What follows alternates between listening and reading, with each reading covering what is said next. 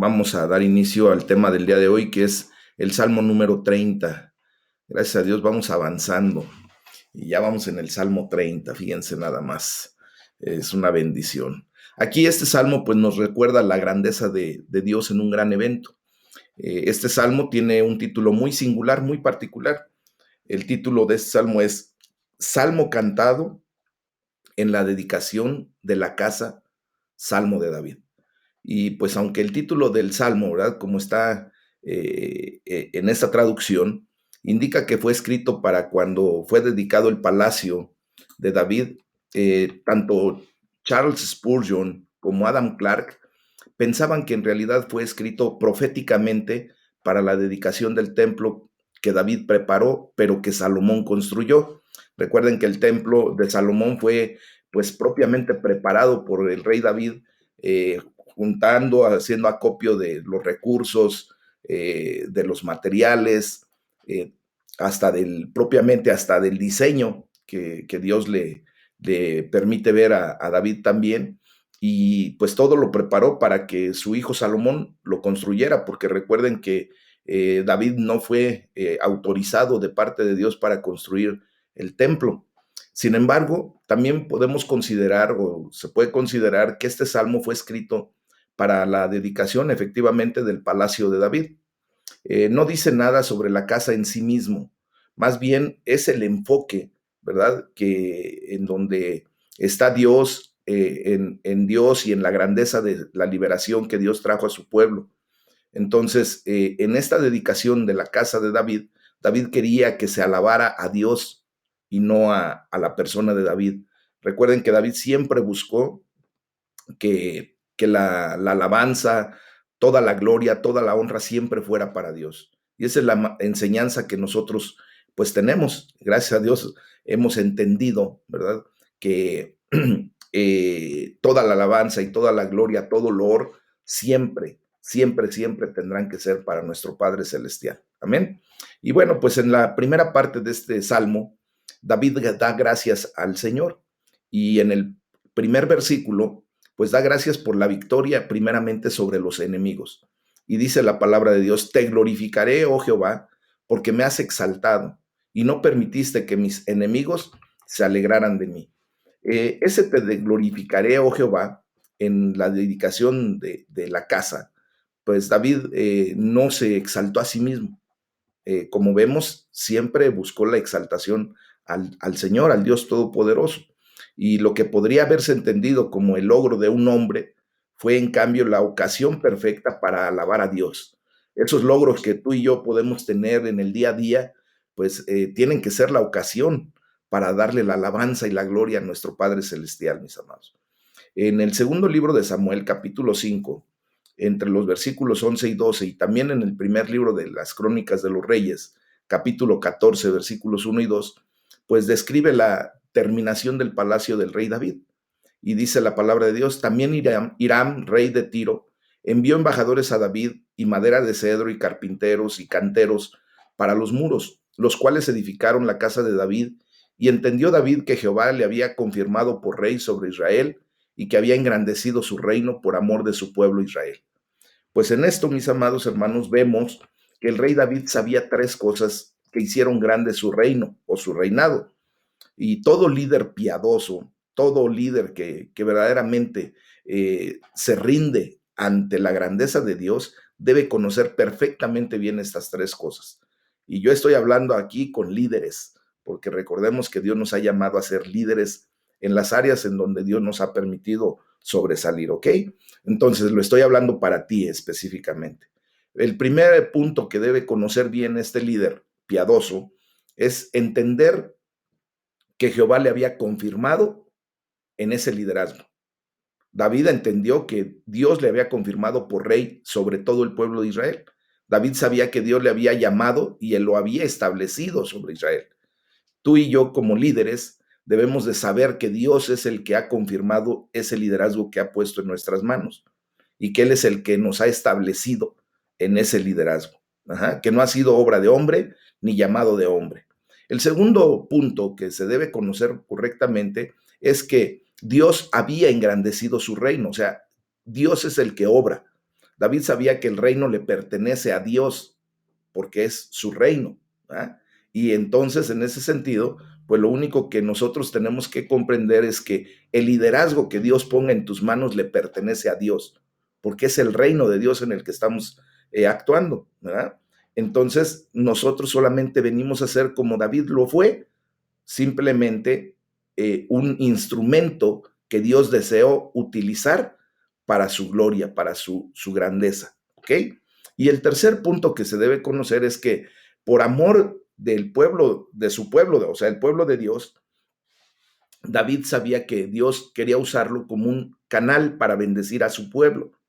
No fue por el bien ni para el bien de David que fue exaltado, sino por amor de su pueblo de Israel fue que Dios lo levanta como un rey para la gloria de Dios.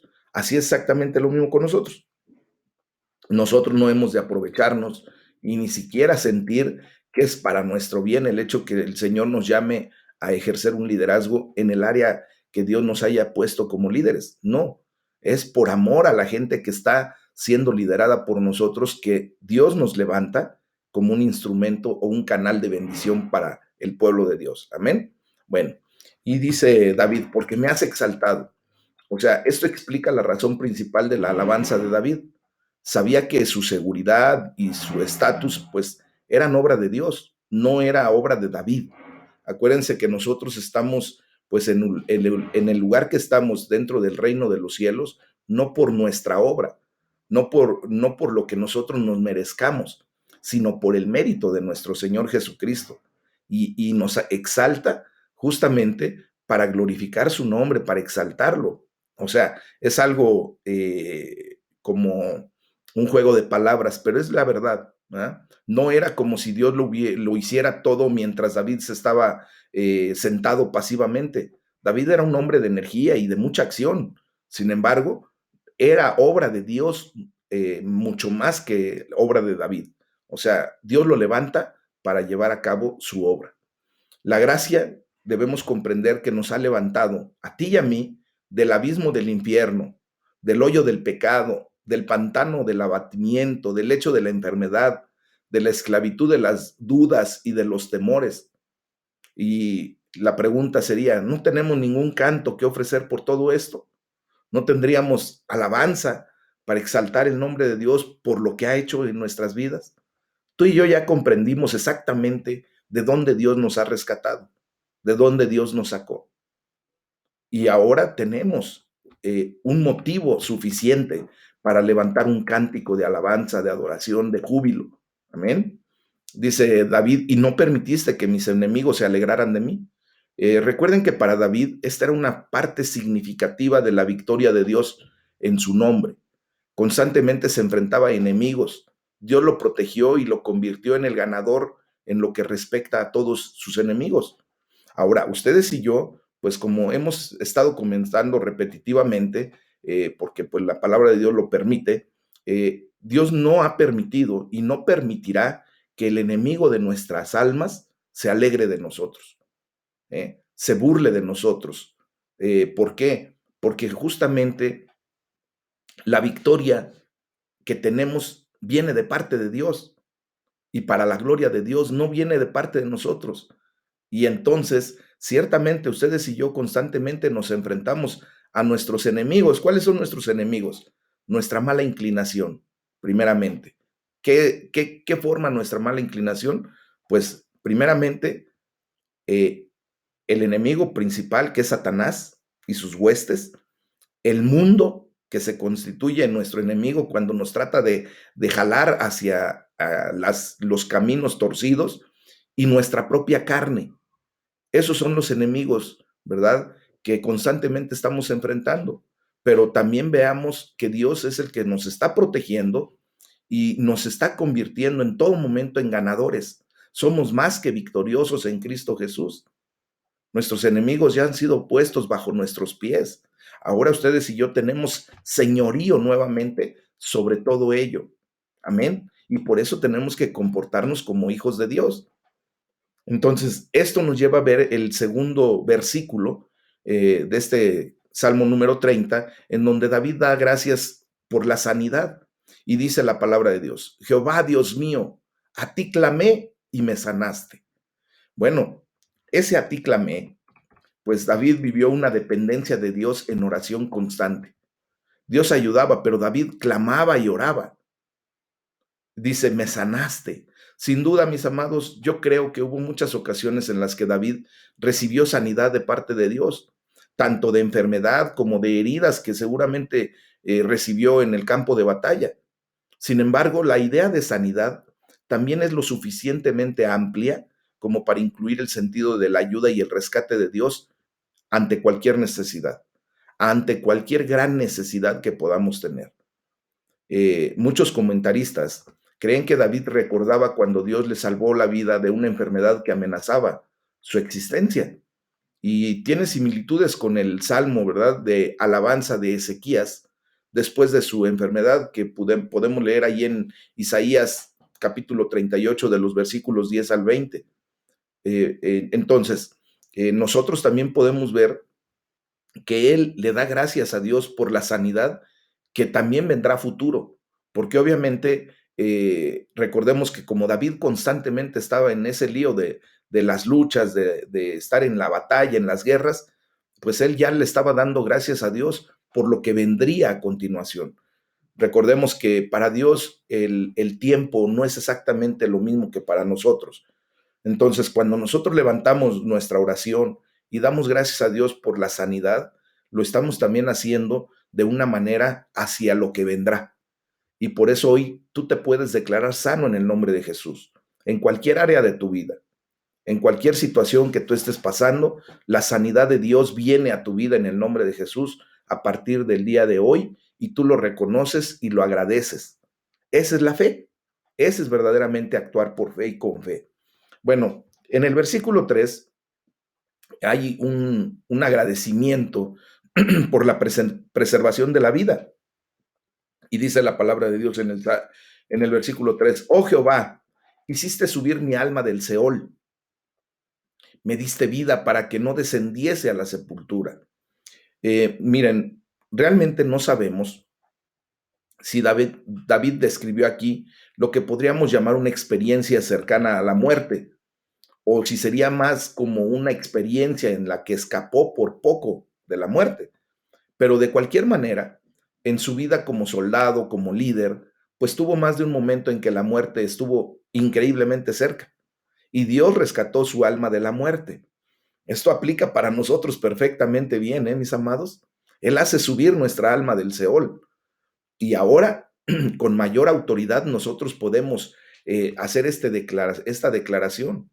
¿Por qué? Porque ahora nosotros, pues, no tendremos la condición de la muerte eterna. En Cristo Jesús estamos en la vida eterna. Amén. Y esa es la realidad de lo que tenemos que vivir. Eh, ¿Cuántas veces Dios nos ha sacado de situaciones terribles, críticas, en donde nuestra vida estaba ya al borde de la muerte? Pero Dios en su misericordia y porque seguramente podemos entender que no había cumplido o no se ha cumplido todo el propósito, el objetivo por el cual Dios nos permite estar aquí, pues Dios permite que salgamos adelante, ¿verdad? Y por eso dice, me diste vida para que no descendiese a la sepultura. Pues David no era inmortal, como sabemos. Un día su cuerpo moriría y pasaría de esta vida a la siguiente. Sin embargo, hubo muchas ocasiones en las que Dios retrasó su eventual muerte, no permitiendo que descendiera a la sepultura, es decir, al sepulcro, que a menudo también se le llama la sepultura, como en varios de los salmos, en el Salmo 28, en el 69, en el 88 y hasta en Isaías 38. Ahí es a donde vemos esa palabra de la sepultura. Y cuando pensamos en este salmo, que, que fue cantado en una ceremonia de dedicación del Palacio de David, pues también fue instructivo para David decir a todos, vean la fuerza de mi reino, porque es lo que realmente dicen estos 3 versículos. Vean el esplendor de este palacio. Todo parece bien y seguro en un día como hoy. Sin embargo, nadie debería olvidar que hubo muchas ocasiones en que mi vida estuvo en gran peligro y estuve al borde de la muerte. Alabado sea el Dios que me libró. Es exactamente lo que está diciendo con una pues, declaración a nuestros tiempos, ¿verdad? Porque muchas veces recordemos que el desfase de tiempo de cómo fue escrito en aquellos tiempos esta situación, pues, y a través de la poética, de repente no encaja muy bien en nuestra vida, pero hoy sí podemos verlo de esa manera, ¿verdad? Entonces, en la segunda parte de este capítulo, vemos el testimonio de un hombre que ha sido probado constantemente, probado en su fe, probado en su lealtad de parte de Dios. Y en el versículo número 4, pues nos da una exhortación a la alabanza. Y dice la palabra de Dios, canten a Jehová, ustedes sus santos, y celebren la memoria de su santidad. Eso lo está diciendo directamente para nosotros también, mis amados.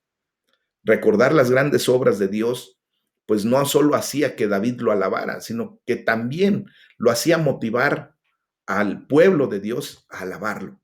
Por eso dice, canten a Jehová ustedes, sus santos. Y ustedes y yo, pues ya hemos sido probados de parte de Dios en ese llamado a la santidad. Por algo Dios nos permite, ¿verdad?, estar en esta condición en donde ahora, pues somos santos delante de la presencia de Dios, no porque no pequemos, sino porque ahora nuestro estilo de vida ha cambiado. Y ese es el momento en que Dios ha probado ya también nuestra lealtad, nuestra fidelidad a Él, ¿verdad? Y por eso ustedes y yo tenemos que levantar nuestras manos, nuestra voz en cánticos de alabanza y adoración. Y es apropiado porque somos sus santos. Somos el pueblo especial de Dios. Somos el pueblo adquirido por Dios, el pueblo que ha sido rescatado de ese reino de tinieblas y nos ha trasladado al reino de su luz admirable, mis amados.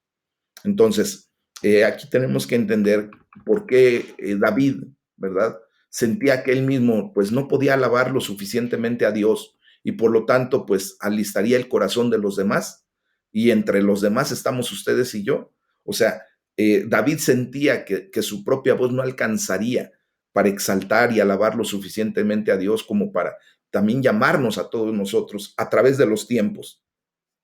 Y hoy nos unimos a ese cántico de adoración, ¿sí o no?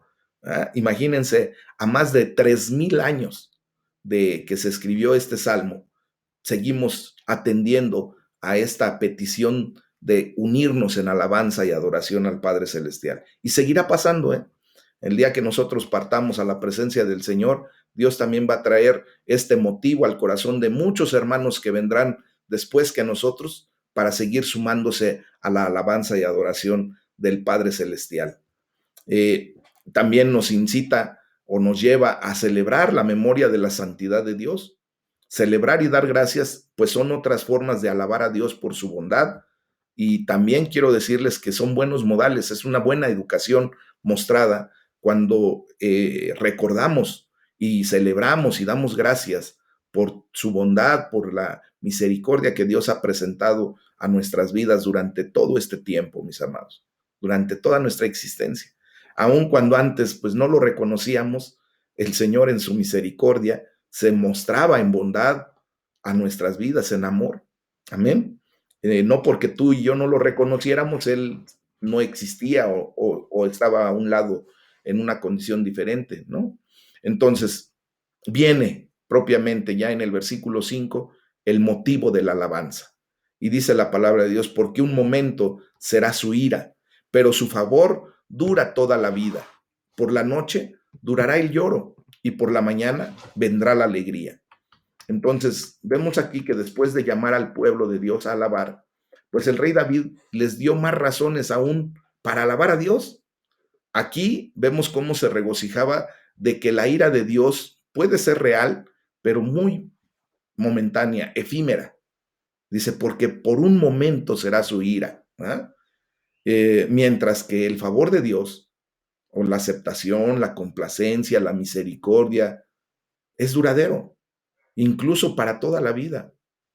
Entonces, este es un gran contraste, mis amados, entre la naturaleza momentánea de la ira de Dios hacia su pueblo y el favor duradero que tiene por su pueblo. Entonces, en el vocabulario del Nuevo Testamento, podríamos decir que la corrección o disciplina de Dios es por un momento, pero su gracia permanece para siempre. Amén. Y esa es la realidad. A nadie de nosotros nos gusta la corrección o la disciplina, pero siempre va a traer frutos de, de, de bendición para nosotros. Y lo tenemos que ver justamente en los tiempos correctos. La corrección o la disciplina que Dios pueda traer a nuestras vidas podrá durar un día, dos, 20, un mes, 3 meses, no sé, un año, 2 años, no sé, el tiempo que sea necesario, pero siempre vamos a ver que comparado con la eternidad, contrastado contra la eternidad, pues es un tiempo increíblemente corto. Amén.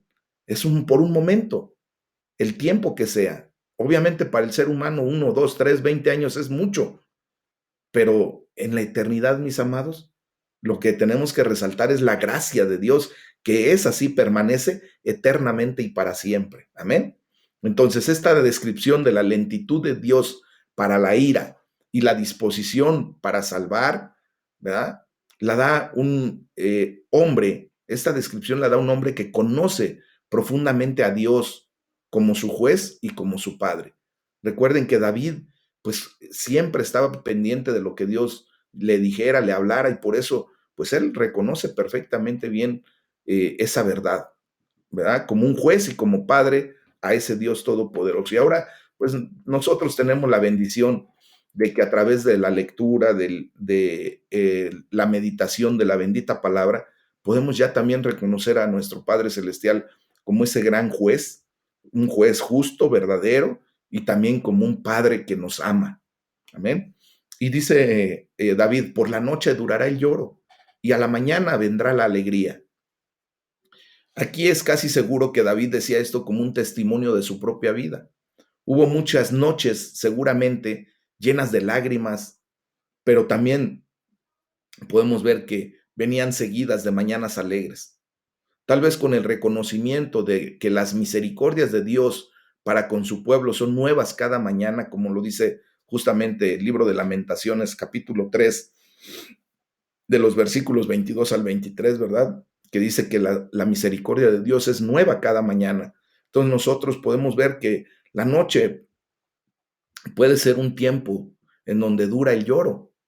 O sea, literalmente pasará la noche en lamento. Y esa es una expresión poética de cómo el llanto personificado puede pasar la noche con él y solo para irse por la mañana. A lo mejor cuando nosotros pasamos por situaciones críticas que Dios permite, pues es como pasar una noche, ¿verdad? De dolor, de angustia, pero tenemos que saber que la luz viene, que después de la oscuridad, del crepúsculo, vendrá la luz del nuevo día y su misericordia prestada para nosotros para ese nuevo día. A lo mejor esa noche se está alargando en tiempo, en días, en semanas a lo mejor, pero tengamos por conciencia que llegará el momento de que la luz vuelva a salir. Entonces, por sí mismo este pasaje podría significar simplemente en cada vida debe caer un poco de lluvia, o cada nube tiene un rayo de luz, o tienes que tomar lo malo con lo bueno, o animarte porque las cosas mejorarán. Pero de lo que Dios está hablando es el desagrado de Dios contra su favor, o sea, su ira contra el favor de Dios. Y está expresado en las experiencias de la vida. Entonces, David está convencido que es el favor, ¿verdad?, de Dios el que siempre supera la ira o la desaprobación para el pueblo de Dios. Entonces, recordemos que la noche y la mañana pues son contrastes, ¿verdad? Como el llanto y la alegría, y el último contraste más sorprendente, si se observa que alegría es literalmente un grito de alegría, elevado por la voz que había estado rompiendo en un llanto audible. O sea, una vez que nosotros pasamos por la condición del llanto, pues vendrá el grito de alegría. Ajá. Recuerden que la palabra de Dios también nos enseña ahí en Eclesiastés que para todo hay tiempo. Hay tiempo para lamentarnos, tiempo para endechar, pero también tiempo para reír, mis amados. Y Dios nos da todas esas oportunidades. Esos contrastes solamente nos permiten, mis amados hermanos, pues poder evaluar, poder darle pues el valor que tiene cada situación que vivimos. Entonces, en ese sentido, yo quiero que ustedes, por favor, vean que cuando hay contrastes en nuestra vida, pues es lo que nos da también sentido de la vida. Cuando solamente estuviéramos en una burbuja en donde no pudiéramos de alguna manera equiparar o ponderar eh, pues, las cosas buenas porque no hay nada malo, pues no tendríamos siquiera un punto de comparación y no sabríamos cuál verdaderamente es la misericordia de Dios, cuál verdaderamente es el amor de Dios, cuál verdaderamente es la compasión de Dios por nosotros, si verdaderamente Dios nos ama. Por ejemplo, un niño que todo lo tiene a la mano dentro de una casa de abundancia, pues ese niño no comprende que verdaderamente su padre lo ama o no, porque él tiene todo y no ve que tenga necesidad ni siquiera de pedir. Entonces Dios permite que haya contrastes, aunque muchas veces dolorosos para nosotros, pero es para que nosotros podamos visualizar el gran amor que Dios tiene por nosotros, por nuestras vidas. Entonces vemos cómo este es un énfasis en la certeza del consuelo y el gozo de Dios para su pueblo. La mañana pues siempre es seguida de la noche, ¿verdad? Y el creyente que llora puede estar seguro de que si mantiene su enfoque en Dios, en el autor y consumador de la fe, Él lo traerá una vez más a la alegría.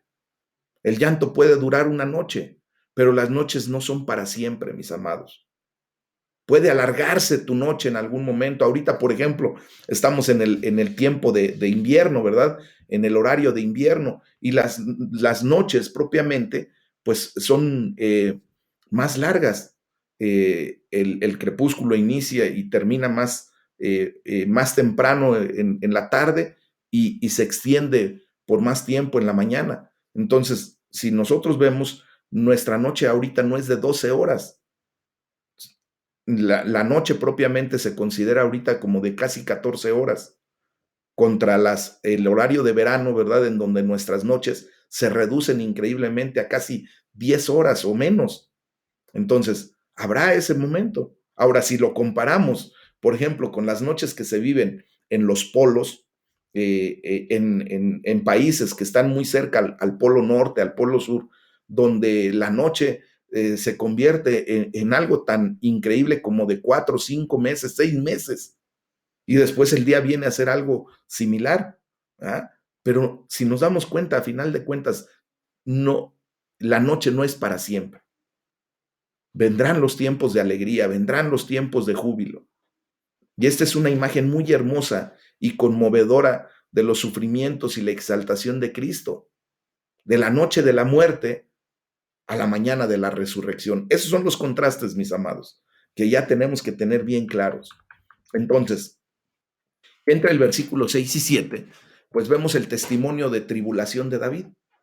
Y dice la palabra de Dios: en mi prosperidad dije yo, no seré jamás conmovido, porque tú, Jehová, con tu favor me afirmaste como monte fuerte, escondiste tu rostro, fui turbado. Nosotros podemos pensar, ¿verdad? Y preguntarnos si David dijo o cantó esto en una asamblea en la dedicación de su palacio y sonrió ante esta línea, cuando dice, en mi prosperidad dije yo, no seré jamás conmovido. Aquí parece comunicar una seguridad excesiva, nacida de una temporada de prosperidad, y es lo que nos sucede. ¿Cuántas veces, verdad? Cuando estamos siendo prósperos, estamos sanos, estamos jóvenes, rebosamos de todo lo necesario, sentimos que jamás vamos a ser conmovidos, ¿verdad? Pero eso es en la prosperidad cuando se piensa eso. Y déjenme decirles, mis amados hermanos, citando a Spurgeon y muy de acuerdo con él, dice, nunca corremos mayor peligro que bajo el sol de la prosperidad. Cuando estamos muy prósperos es cuando más peligro corremos, mis amados. Ser siempre complacidos por Dios y nunca probar los problemas es más una muestra de la negligencia de Dios que de su tierno amor. Y obviamente Dios por eso Él no es negligente.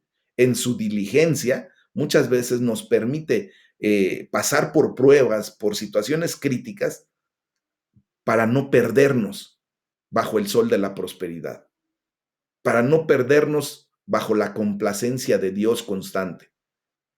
¿Por qué? Porque Dios sabe el corazón del hombre. La autosatisfacción, mis amados hermanos, no puede alabar a Dios. Por tanto, debe corregirse mediante la disciplina. Cuando estamos prósperos, desgraciadamente, nos perdemos en la autosatisfacción, en la vanagloria. Y por eso Dios muchas veces nos tiene que corregir a través de la disciplina. Entonces, vemos aquí que la nota final de la alabanza muestra que mediante aflicción y la liberación, pues la lección ha sido aprendida. No fue un juego de palabras, ahora sí, fue algo correcto.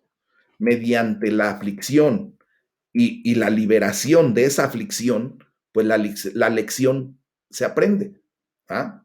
Por eso, allí cuando dice, porque tú, Jehová, con tu favor me afirmaste como monte fuerte, pero luego, ¿qué dice? Escondiste tu rostro, fui turbado. Ahí está la disciplina, mis amados hermanos. Y seguramente, ahorita lo vamos a ver, cómo Dios pues pone el orden, ¿verdad? David confesó que la fuerza de su vida y su reino no se debía a su prosperidad, sino al gran favor de Dios. Hoy tú y yo podemos decir que todo lo que tenemos, lo poco o mucho que lleguemos a tener, no es por nuestro esfuerzo, nuestra condición. Es por el amor de Dios, por el favor de Dios en nuestras vidas. ¿Mm? Entonces, fíjense bien. Sin la constante obra del sustento de Dios, David estuvo profundamente turbado. Por eso dice, escondiste tu rostro, fui turbado. Esto no implica que Dios jugaba al escondite con David, no, que ocultándose constantemente y luego revelándose a él, no. La idea es que David dependía completamente de la presencia de Dios, dependía de la comunión con él y dependía completamente de su favor. Entonces, la palabra hebrea, Baal, significa estar muy angustiado, esa es la palabra turbado, terriblemente aterrorizado. Como lo podemos ver en la primera carta, en el primer libro de Samuel, capítulo 28, versículo 21, cuando dice, y la mujer vino a Saúl y vio que estaba muy angustiado, estaba muy turbado. Aquí se usa la misma palabra hebrea, Baal. Entonces, David estaba tremendamente angustiado porque en algún momento él sentía que Dios no estaba en su presencia, que él no estaba en la presencia de Dios. ¿Cuántas veces tú y yo nos hemos turbado, nos hemos angustiado, porque nos damos cuenta de que nos hemos salido de la presencia de Dios? Por eso todos los días tenemos que venir a la presencia de Dios, porque tú y yo dependemos, como David lo hacía, justamente, ¿verdad? De la presencia de Dios, de la comunión con Dios. Dependemos del favor de Dios, mis amados. Nosotros no somos autosuficientes y nunca tenemos que llegar al punto de la autocomplacencia. Pensar que nosotros obtenemos todo por nuestra propia condición. Jamás. De la mano de Dios tomamos todo, mis amados. Él es nuestro Jehová Jireh, Él es nuestro proveedor. Y por eso tenemos que estar allí con Él, dependiendo de Él. Amén. Y entonces ya en la tercera parte de este capítulo viene una oración y la respuesta a esa oración. En el versículos entre el 8 y el 10 está la oración de un tiempo de tribulación. Seguramente las oraciones que constantemente levantamos tú y yo. Y dice la palabra de Dios, a ti, oh Jehová, clamaré y al Señor suplicaré. ¿Qué provecho hay en mi muerte cuando descienda a la sepultura? ¿Te alabará el polvo? ¿Anunciará tu verdad? Oye, oh Jehová, y ten misericordia de mí. Jehová, sé tú mi ayudador. Bueno, pues aquí vemos nuevamente que en el versículo 2 de este Salmo número 30, el rey David dijo por primera vez que clamó a Dios. ¿Ah? Dice, a ti, oh Jehová, clamaré. Este es quizá el contenido de su oración en una de esas ocasiones. cuando se sentía atribulado, cuando se sentía turbado. ¿Y cuántas veces tú y yo nos hemos sentido así? Pues lo que tenemos que hacer es correr inmediatamente cuando sentimos ese peso en nuestro corazón, mis amados. Correr inmediatamente a clamar a Dios. Decirle, Padre, hoy te suplico en el nombre de Jesús, clamo a ti. ¿Ah? Hay una pregunta que hace muy especial y a mí me llamó mucho la atención cuando dice, ¿qué provecho hay en mi muerte cuando descienda a la sepultura? ¿Te alabará el polvo? Bueno, pues esta fue la oración de David en una situación que amenazaba su vida. Hizo argumentos muy racionales a Dios, sabiendo que ciertamente lo alabaría si escapaba de la muerte, pero no estaba seguro si podría alabar a Dios desde la sepultura o desde el polvo de su tumba. Y con toda honestidad, mis amados, estas palabras de David suenan extrañas estas palabras para alguien como tú y como yo que estamos familiarizados en el Nuevo Testamento. Parece muy diferente de la confianza triunfante de Pablo que dijo, para mí el vivir es Cristo y morir es ganancia. Ahí en Filipenses 1:21. David parecía no ver ganancia alguna en la muerte y por lo tanto suplicaba que Dios preservara su vida. Pero bueno, vamos a entender esto, mis amados hermanos. Recuerden que esto está en el Antiguo Testamento. Jesucristo no había venido. Estaban todavía a la espera del Mesías, ¿verdad? En el Antiguo Testamento solo está presente una comprensión vaga de la vida después de la muerte. Y hago énfasis en que es en el Antiguo Testamento. Ciertamente hay momentos de fe triunfante, como cuando Job dijo, yo sé que mi Redentor vive y al fin se levantará sobre el polvo.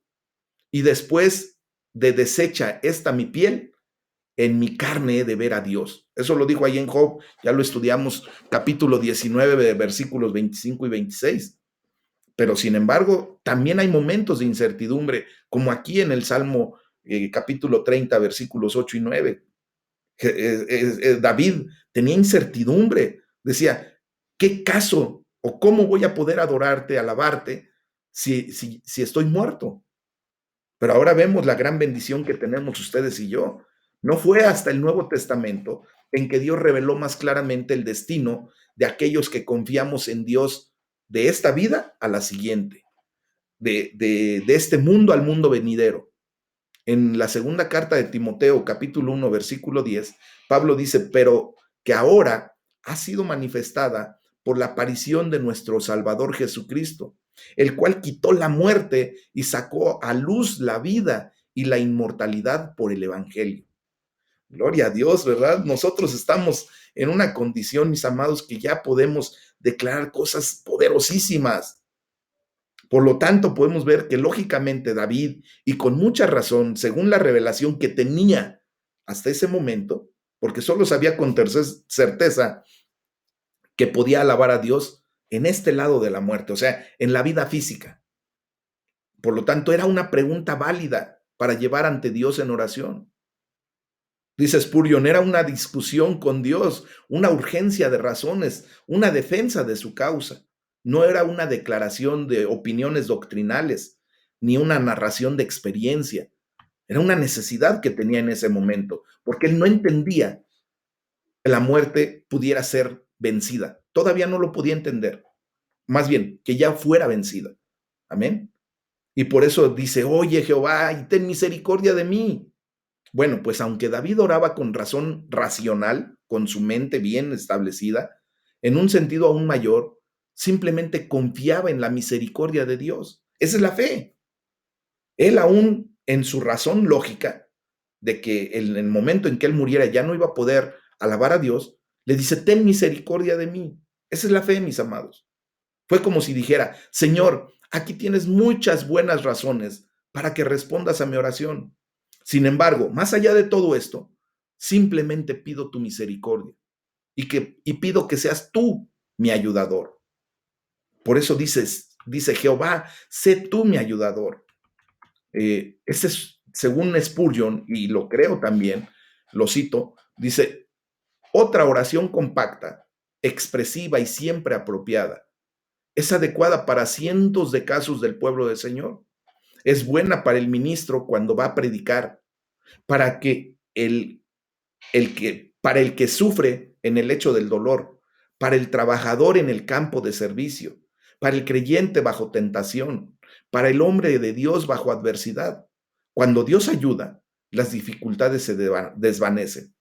Por eso ustedes y yo siempre tenemos que clamar a Dios: Señor, sé tú mi ayudador, sé tú el que salga adelante, el que vaya como ese poderoso estandarte, Jehová Nisi, ¿ah? Ayudándome, librando mis batallas. Entonces, ya en el versículo 11, mis amados, viene pues la gozosa respuesta a la oración. Y dice David: has cambiado mi lamento en baile, desataste mi cilicio y me ceñiste de alegría. Bueno, pues ahora vemos que la dedicación del palacio de David era un evento feliz. Sin mencionar específicamente la dedicación de la casa, David lo usó como motivo para recordar todas las veces que Dios lo llevó de la tristeza a la alegría, del lamento al baile, amén, del endecho a la felicidad. Dice: desataste mi cilicio y me ceñiste de alegría. Pues aquí vemos cómo usa David la herramienta literaria hebrea de poética, de repetición, para enfatizar. David repite la idea de la transición de la tristeza a la alegría. Era un día feliz, pero Dios también le había sido fiel a David en tiempos más difíciles. Amén. Eso es lo que tenemos que resaltar en todo momento. Esto podría ser cierto en el caso de David, liberado de su calamidad, y ahora es cierto que Cristo, levantándose de la tumba, no morirá jamás. Es el caso del penitente que cambia su cilicio por las vestiduras de salvación. Y será verificado en todos nosotros, mis amados hermanos, en el día postrero, cuando nos quitaremos las deshonras del sepulcro para resplandecer en gloria eterna junto con nuestro Padre Celestial. Spurgeon dice: mi cilicio no era más que una prenda holgada que me rodeaba, que me lastimaba, que me hería, pero que fácilmente podría quitarse a voluntad. Pero mi alegría está ceñida a mí para ser rápida y segura, y no puede dejarme aunque quisiera. Al menos nadie podrá quitármela. El cilicio, mis amados hermanos, era una prenda áspera que lastimaba, que podía ser quitada fácilmente, a voluntad. Pero la alegría, mis amados, que está ceñida a nosotros por el poder de Dios, esa es tan segura que nadie puede quitárnosla. ¿Qué nos separará del amor de Cristo? Y ese es el ceñirnos a la alegría de entender que Dios está con nosotros y por nosotros y para nosotros. ¿Qué nos podrá separar del amor de Cristo? ¿Qué nos podrá quitar esa alegría que ha sido ceñida por el poder de Dios en nuestras vidas? Por la misericordia, por la gracia de nuestro Señor Jesucristo. Amén. Entonces, ya viene el versículo 12, en donde Dios recibe gloria y agradecimiento por la oración contestada. Y dice la palabra de Dios: por tanto, a ti cantaré, gloria mía, y no estaré callado. Jehová, Dios mío, te alabaré para siempre.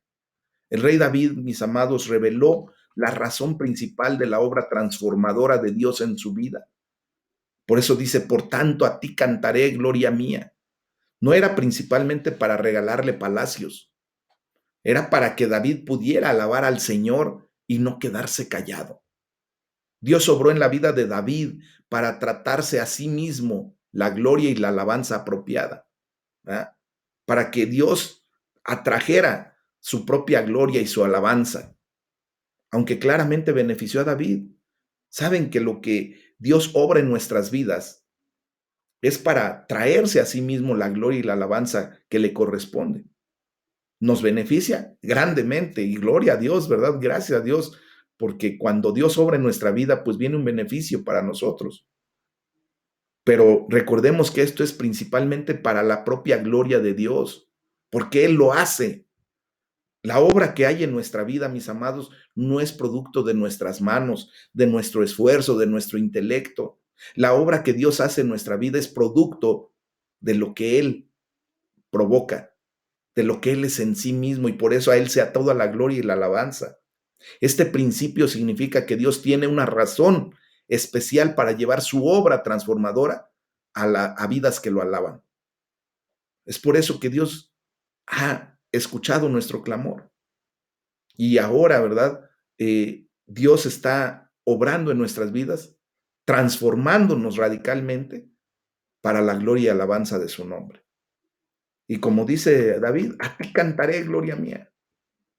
Lo que indica que el rey David cantaba esas alabanzas con una pasión, mis amados, con una exuberancia, brotando de cualquier gloria asociada con él como hombre, como soldado y como rey, pero todo dirigido a la gloria y a la grandeza de Dios. Dice, a ti cantaré. Esto indica que David sabía que de alguna manera especial Dios mira y recibe la alabanza que se le presenta en un canto.